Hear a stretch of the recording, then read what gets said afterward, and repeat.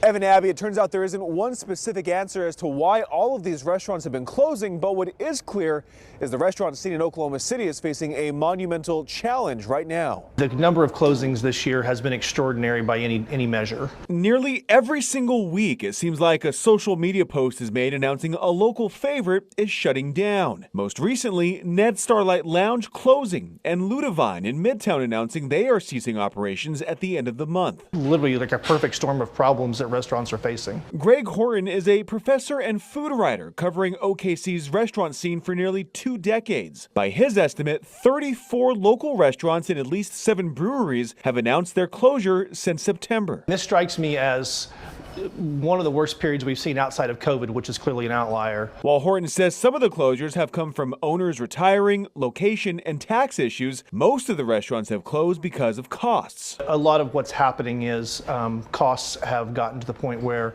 they are literally catastrophic, and that includes consumer costs. So if people are paying more out of their personal budgets for groceries and other things, they have less to spend at restaurants. He also believes some restaurants were propped up during COVID because of PPP loans, which made it possible for some restaurants that might have closed otherwise to stay in business. Part of it is this natural contraction that should have happened organically over a period of 2 or 3 years. While everyone is paying more for things, Horton says it's now more important than ever to support local, to keep your favorite place to eat from being the next business to shut down. If we can convert 10% of people who eat at chains to eat in local restaurants, we wouldn't have to have these conversations about closing local restaurants. Horton predicts that even more restaurants will be closing between now and the first few months of 2024. The hope is that costs will get under control and the restaurant industry will level out.